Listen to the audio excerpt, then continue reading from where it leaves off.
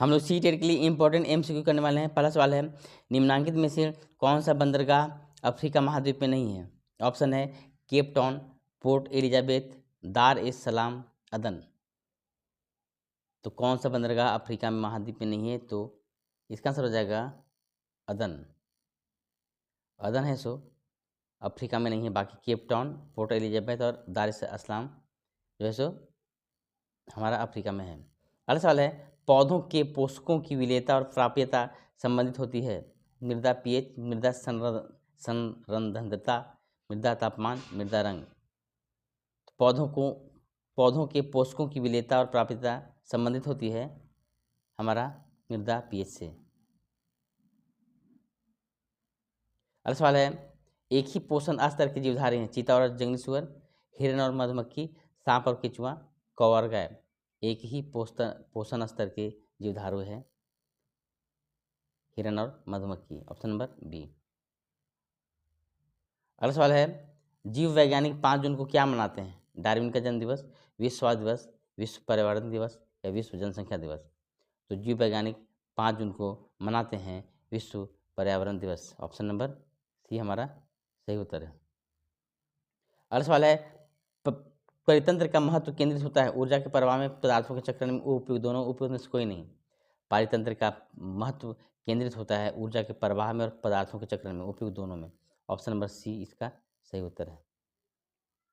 अगला सवाल है, यूरोपियन तथा एशियन देशों के मध्य लघु मार्ग हैं? उत्माशा अंतरिम मार्ग, स्वेज नहर मार्ग, पनामा नहर मार्ग, उत्तरी अटलांटिक मार्ग। यूरोपियन और एशियन, यूरोप और एशिया के जो देश हैं उनके बीच का सबसे छोटा मार्ग कौन सा है? तो इसका आंसर हो जाएगा स्वेज नहर मार्ग। स्वेज नहर मार्ग सबसे छोटा मार्ग है। अगला सवाल है, वाहित मल के पुनः चक्रण द्वारा शुद्धिकरण के लिए क्रियाशील होते हैं? वाहित मल के पुनः चक्रण द्वारा शुद्धिकरण जो होता है उसके लिए क्या क्रियाशील होता है? जलीय पौधे, पेनिसिलिन, सूक्ष्मजीव या मछलियाँ वाहित मल के पुनः चक्रण द्वारा शुद्धिकरण के लिए क्रियाशील होते हैं। इसका आंसर हो जाएगा सूक्ष्मजीव। सूक्ष्मजीव क्रियाशील होते हैं। अगला सवाल है, निम्नलिखित नदियों में से किसे यूरोप के व्यापार की जीवन रेखा कहा जाता है? निम्नलिखित में से नदी जो दिया हुआ है उसमें से कौन सा किसको यूरोप के व्यापार की जीवन रेखा कहा जाता है? राइन, सीन, विस्कुता या वेज। तो राइन नदी को यूरोप के व्यापार की जीवन रेखा कहा जाता है, राइन नदी को। अगला सवाल है, निम्नलिखित में से सबसे व्यस्तम समुद्री मार्ग कौन है? व्यापार मार्ग, स्वेज नहर मार्ग, उत्माशा अंतरिम मार्ग, उत्तरी अटलांटिक मार्ग या पनामा नहर मार्ग।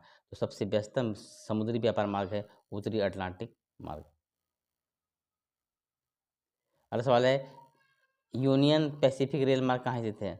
यूनियन पैसिफिक रेल मार्ग कनाडा में, संयुक्त अमेरिका में, दक्षिण अमेरिका में या अफ्रीका में? यूनियन पैसिफिक रेलवे मार्ग है संयुक्त राज्य अमेरिका में, यूनियन पैसिफिक रेलवे मार्ग। अगला सवाल है, इरी तथा ओंटेरी झीलों को मिलाने वाली नहर है? वेलेंट, किल नहर, स्टैलिन या सू नहर। इरी और ओंटेरी झील को मिलाती है वेलेंट नहर मिलाती है इरी और ओंटेरियो को। अगला सवाल है, लाल आंकड़े की पुस्तक प्रसिद्ध है विलुप्त पौधे और प्राणी के लिए, विलुप्त पौधों के लिए, संकटग्रस्त पौधों के लिए या संकटग्रस्त प्राणी के लिए? लाल आंकड़े की पुस्तक है सो है संकटग्रस्त पौधों के लिए। अगला सवाल है, पृथ्वी पर मानव निवास कब से प्रारंभ हो गया? इयोसीन, प्लीस्टोसीन, प्लियोसीन युग या इयोलोकिक युग। तो पृथ्वी पर मानव निवास इयोसीन युग से प्रारंभ हुआ था। अगला सवाल है, सड़क परिवहन किस स्थलाकृति का उपयोग साधन है? पठारी, पहाड़ी, मरुस्थल, मैदान। सड़क परिवहन किस स्थलाकृति का उपयोग साधन है? तो जगह मैदानी भागों के लिए सड़क सबसे बेहतर है। नेक्स्ट क्वेश्चन है, ट्रांस साइबेरियन रेल मार्ग विश्व का सबसे लंबा रेल मार्ग है, कहाँ से कहाँ तक जाता है? ट्रांस साइबेरियन रेल मार्ग जाता है हमारा व्लादिवोस्टोक से सेंट पीटर्सबर्ग तक। ऑप्शन नंबर सी इसका सही उत्तर है। अगला सवाल है, सिएटल से न्यूयॉर्क तक जाने वाला रेल मार्ग उत्तरी ट्रांस महाद्वीपीय रेल मार्ग, मध्य ट्रांस महाद्वीपीय रेल मार्ग, दक्षिणी ट्रांस महाद्वीपीय रेल मार्ग, ट्रांस काकेशियन रेल मार्ग। सिएटल से न्यूयॉर्क तक जाना है तो कौन सा रेल मार्ग अपनाएंगे? तो उत्तरी ट्रांस महाद्वीपीय रेल मार्ग। Option number A. अगला सवाल है, जीवधारियों और वातावरण के बीच के पारस्परिक संबंधों के अध्ययन क्या कहते हैं? जीवधारी और वातावरण के बीच जो संबंध है उसको अध्ययन को क्या कहते हैं? पारिस्थितिकी कहेंगे। ऑप्शन नंबर डी इसका डी सही उत्तर है, पारिस्थितिकी। जीवधारी और वातावरण के बीच का अध्ययन कौन कराएगा? पारिस्थितिकी। अगला सवाल है, मरुस्थल बनने के लिए मुख्य कार्य कौन सा है? विकास की गतिविधियां, पर्यटन, अतिचारण, सिंचित कृषि। मरुस्थल कैसे बनेगा? अतिचारण से। ज़्यादा चराएंगे तो क्या हो जाएगा, अतिचारण से मरुस्थल बन जाएगा।